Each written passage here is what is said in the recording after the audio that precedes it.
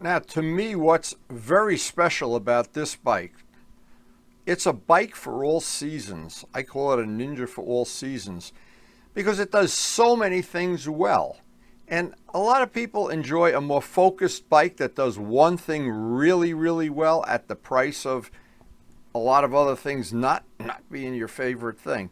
But, or comfort or mileage or something. But this bike is uncanny how many things it does well. So another really hot day is predicted in the 90s. It may even be the 90s already.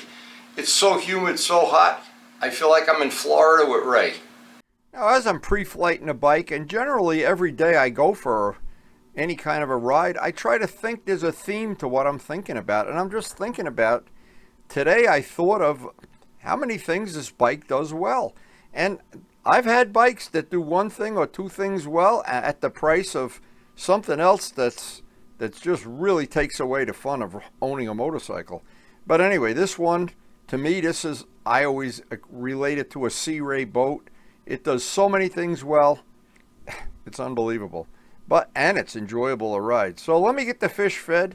I got a lot of little things I have to do today before I get out on the open road. It's getting hotter by the minute. Karen is already going to be baking some cookies today for one of our upcoming meetups.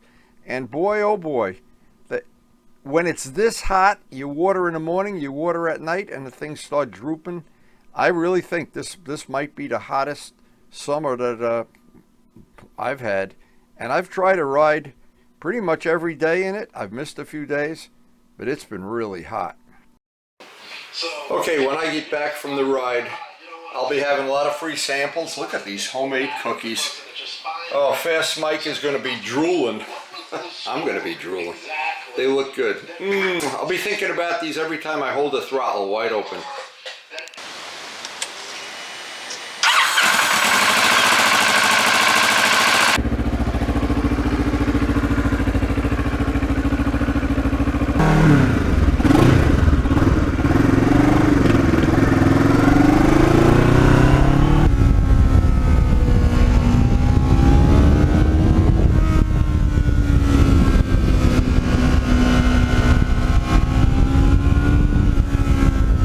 One thing there is really to like about this bike, it has got a nice quiet sound when it goes through town, and when you got at full throttle or you're going through the gears, it's got a really nice sound. Oh, to me, that's a hard thing to get right.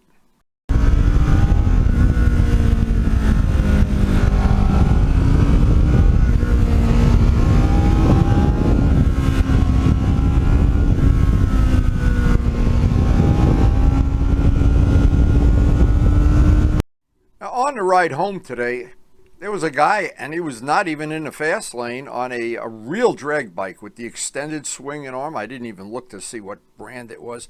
Big giant back tire, and of course he was wearing a t-shirt, so I didn't want to get too involved with him.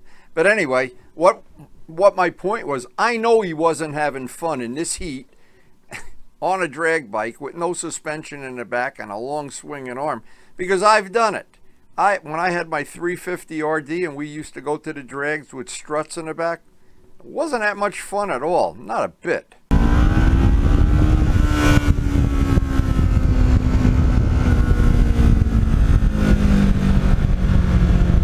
But when any manufacturer designs a bike for all seasons, it's a really difficult thing. It's not just sit at the drawing board and make it that it has this, that, or the other thing.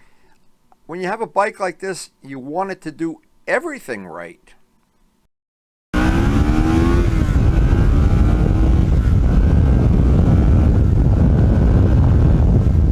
And if you want to race, that's a whole different thing. Racing is a whole, I don't even try to cover any of that on my channel. My channel is about street bikes and about having fun and doing it safely and reliably and not abusing the bike. We never do hole shots. We never do wheelies. We over-maintain the equipment.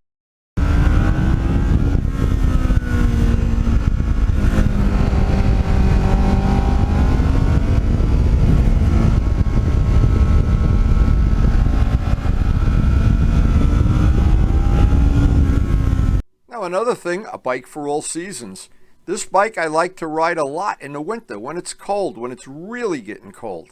There's a little bit of a protection from the fairing, and that helps. Every little bit helps when it's really, really cold. And another thing, when they salt the roads, this bike doesn't tend to do step outs or give you some funny handling. And when you get back from a ride where the roads are salted, cleaning the bike is relatively easy. You take out the steam cleaner and it's clean in 20 minutes. Some of the other bikes in my collection, when you ride them on a salty day, getting up underneath them and everything, it can be not a lot of fun.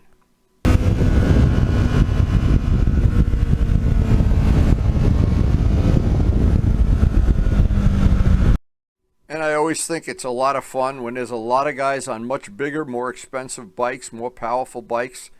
When you go for a ride with them and they always look in the mirror and they go, "What's that 650 doing there?" Like Butch Cassidy. Who are those guys?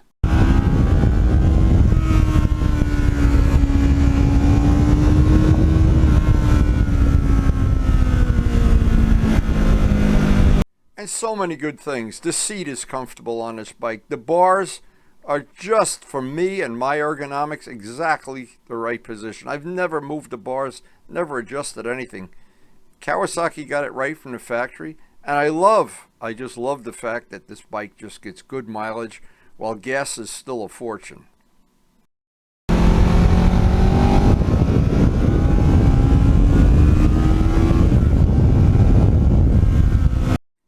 And when I took the bike to Pocono for a track day with Luciano, I remember one thing. The bike handled way better than I thought it would.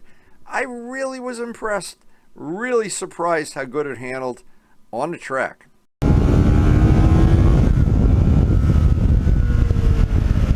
And it's got a really nice power band. It's got nice low end torque, smooth delivery, and that last little bit of the throttle, when you go from like 3/4 throttle to wide open, it just comes right to life. It's amazing how good it is.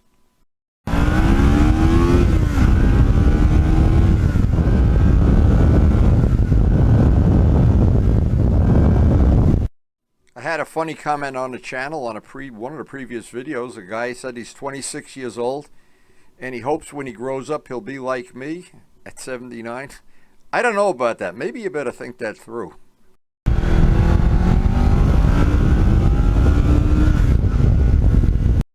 And at my age, 70, going to be 79 real soon, comfort is one of the top priorities. When I go for a 3-hour ride, I want to be comfortable on the last hour or even a ride home, and this bike really delivers. Now, another thing with this bike that's special, when you want to just cruise and you want to find a back road where it's a little bit shady and just cruise for half an hour, 45 minutes without going through the gears, this bike delivers. And you want to find a spot where you can go through the gears or just go racing one of your friends or try to impress them with how fast your bike is. The bike does everything so good. That's what's impressive.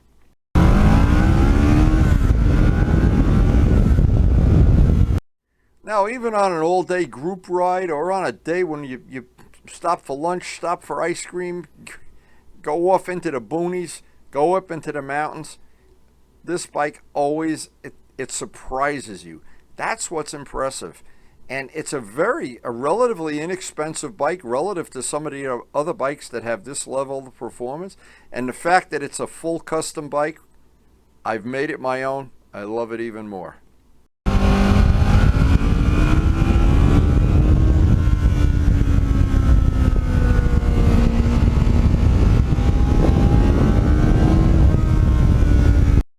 And as much fun as the day has been, it's time to get back to the farm, see what Karen's doing. I know what she's doing. She's making cookies today.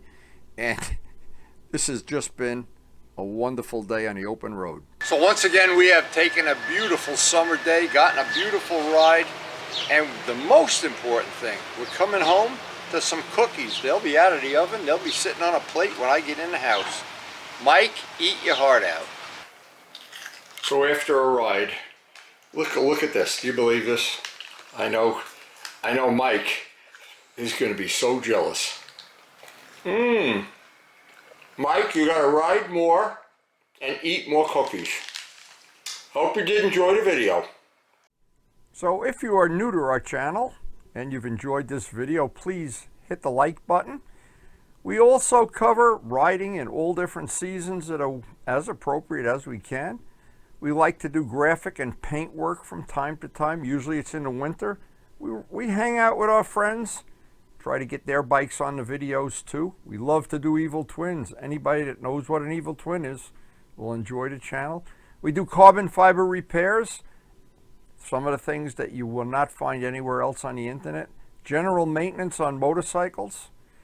And we try to get a video out almost every day. Sometimes they're about our model railroad or our experience with model airplanes or with antique bikes or with the first super bike, the GS 1100E. But in the end, of course, it's about having fun with whatever motorcycle you ride. And we do enjoy every type of bike. That's the problem. Life is too short. And I love every one of the bikes in my humble collection. And probably some of the bikes in your collection I'm jealous of. And of course, the one Karen got me for my birthday, my beloved MT-09.